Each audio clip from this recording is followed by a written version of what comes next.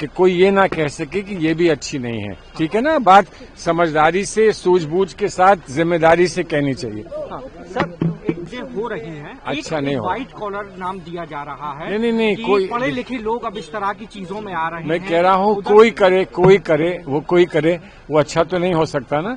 दुख का विषय है, देश के लिए एक बहुत बड़ी चिंता का विषय है, एक बहुत बड़े कष्ट का और संकट का विषय है। इस पर बहुत सूझबूझ, समझदारी के साथ, संयम के साथ बात होनी चाहिए। सरकार से कोई अपील आप करेंगे? इस तरह से कहा सरकार से अपील मेरी पार्टी के नेता अवश्य करेंगे। मेरी पार्टी के नेता हर चीज को देखकर और बहुत संयम के साथ सरकार को जो कहना चाहिए वो सरकार को कहेंगे, लेकिन उसका आप प्रतीक्षा करें। और सर कुछ बोला जाएगा, लेकिन पार्टी की तरफ से बोलने दीजिए। हमको अपने तरफ से कुछ बोलने में कोई अच्छाई नहीं होगी। पार्टी को हर चीज पर विचार करने के बाद जो कहना है वो कहने दीजिए। देखिए, हमने लगातार कहा, पहला तो ये कंडेमनेबल है जिस तरह से दिल्ली का ब्लास्ट हुआ है। दूसरा कंसर्न ये है कि पहले इस उग्रवाद या मिलिटेंसी के रास्ते में कम पढ़े लिखे, कम समझदार लोग ज्यादातर इन्वॉल्व होते थे। मगर ये बहुत बड़ा कंसर्न है कि जिस तरह से ये एक्सपोज आ रहा है सामने कि इसमें ऑलमोस्ट पढ़े लिखे, हाई क्वालिफाइड लोग इन्वॉल्व हो रहे हैं, इसका मतलब कोई बहुत बड़ा मामला पीछे से कहीं न कहीं चलाया जा रहा है। और देखा जाए तो ये कहीं न कहीं सिक्योरिटी लैप्सेस भी है। अगर इतने दिनों से, ये एक दिन का तो खेल है ही नहीं, बहुत दिनों से ये तैयारी हुई होगी, ये नेटवर्क तैयार हुआ हो, तो कहाँ थी हमारी एजेंसी सोई हुई? तो वो दोनों तरफ। तीसरी चीज ये है कि पर्सन्स इन्वॉल्व होते हैं, जैसे इसमें ये डॉक्टर उमर है या मुजफ्फर है या क्या क्या नाम है इनके, तो उसका मतलब नहीं कि पूरे कौम को टैग किया जाए। कौम तो बहुत बड़ा है, ये सबका कंसर्न है। फर्द इन्वॉल्व है, इंडिविजुअल्स इन्वॉल्व है, उसकी तह तक जाने की जरूरत है। इन्वेस्टिगेटिंग एजेंसीज को पूरा नेटवर्क ढूंढ निकालना चाहिए, क्योंकि ये अदरवाइज पूरे देश के सिविलियंस के लिए बहुत बड़ा रिस्क फैक्टर है।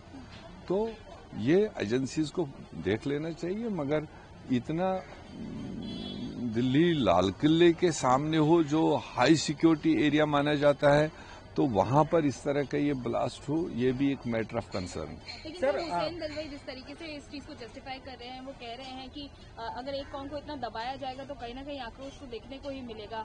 उस पर आप क्या कहना चाहेंगे सर? मैंने अपनी बात रख ली, बाकी लोगों ने किसने क्या कहा वो उनसे पूछे। लेकिन क्या आपको लगता है कि गलत है इस तरीके की? मैंने बोल दिया, कुछ फर्दों की गलत रास्ते पर इन्वॉल्वमेंट की वजह से सारे कौम पर शक की निगाह नहीं जानी चाहिए।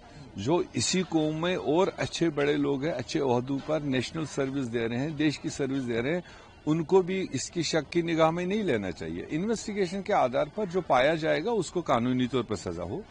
सर मैं वही आपसे पूछ रहा था, जो पढ़े लिखे लोग हैं, एक ये थ्योरी है कि अब पढ़े लिखे, पहले कहा जाता था कि जो अनपढ़ लोग होते हैं, अब पढ़े लिखे लोग इस तरह की चीजों में आ रहे हैं। आपको लगता है कि सरकार को एक नेतृत्व करना चाहिए और इन सब इश्यूज पे, और क्या कश्मीर के अंदर जो पढ़े लिखे युवा हैं, क्या वो 370 से खुश नहीं है या भटके हुए हैं? देखिए, पर्टिकुलर इश्यू को लेकर नहीं लेंगे, मगर कहीं न कहीं ये देखा गया कि जो दूसरे जमातों की तरफ से, दूसरे नेताओं की तरफ से जो वक्तन फवक्तन बयानात आते हैं, वो कहीं न कहीं आज की यंग जनरेशन को कहीं न कहीं टच करता है।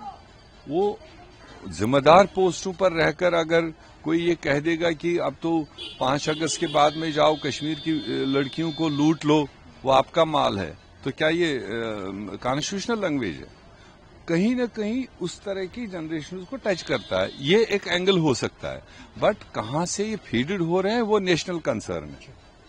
क्या कुछ माना जाए, आप लोगों ने क्या रोड मैप आज तैयार किया? देखिए, एसआईआर के माध्यम से जो बीजेपी और आरएसएस चुनाव आयोग के माध्यम से जो वोट चोरी का षड्यंत्र कर रहे हैं, उसके ऊपर एक स्ट्रेटेजिकली मीटिंग हुई है और हम किस तरीके से हमारे बीएलए बना करके उस बीएलओ बीएलए और बीएलओ को साथ में समन्वय स्थापित करके कैसे रोक सकें और हमारे लोगों को, पार्टी वर्कर्स को कैसे इस काम में लगा के हमारे सही वोट वो काटे नहीं और वो अपने फर्जी वोट जुड़ाए नहीं, इसके लिए हमको तैयारी करनी है और उसी के ऊपर एक स्ट्रेटेजी हमारे द्वारा बनाई गई है।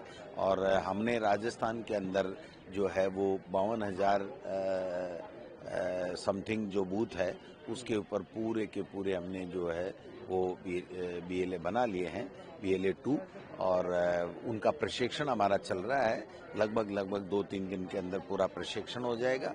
उसके बाद में हर बीएलए जो अपनी बूथ के 50 फार्म प्रतिदिन लेकर के सही फार्म अपने बीएलओ को, सरकारी जो कर्मचारी है उसको देगा और उसकी रिसीट लेगा। और जहाँ पे ये बेईमानी, जहाँ हमारे वोट है माइनॉरिटी, SC ST, उनको काटने की जो कर रहे हैं उसको रोकने के लिए हमने स्ट्रेटेजी बनाई। सर ये किसको कैसे देखते हैं आप? कहीं ना कहीं जटिल समस्या हो रही है क्योंकि बीएलओ जो है सुसाइड तक कर रहे हैं, केरल हो, आप सब प्रदेश। नहीं देखिए, वो तो तब कर रहे हैं ना जब आनन फानन में इनको फर्जीवाड़ा करने के लिए, नाम गलत नाम जोड़ने के लिए और सही नाम जो कांग्रेस आइडियोलॉजी को उसको काटने के लिए वो ये कह रहे हैं फार्म ले आओ 2 दिन के अंदर अंदर।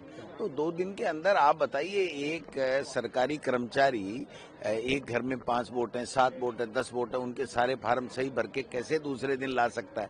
जबकि उसको तो 1 महीने का समय है, लेकिन 1 महीने बाद में लाएंगे तो वो सही भर देंगे। इसलिए इनको आनन फानन में 1-2 दिन में ही कलेक्ट करना है। तो ये जो अनावश्यक दबाव डाला जा रहा है बेईमानी के लिए, उसकी वजह से ये सारा काम। सर आखिरी सवाल ये कि आप लोग SIR की बात कर रहे हैं जी, इसके अंदर कुछ ना कुछ जी, जबरदस्ती है, जी, धमकी है, जी, लेकिन बीजेपी की तरफ से किरण रिजिजू ने स्टेटमेंट दिया कि SIR कोई मुद्दा ही नहीं था बिहार के चुनाव में। ज्यादातर कांग्रेस के नेता यही कह तो रहे हैं। फिर 65 लाख वोट कैसे कटे?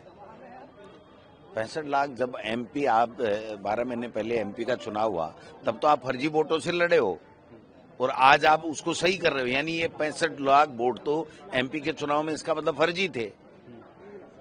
आप खुद ही बता दो, जब उन्होंने चुनाव जीता तब तो वो सही थे और अब MLA का चुनाव आ गया तो काट दिया।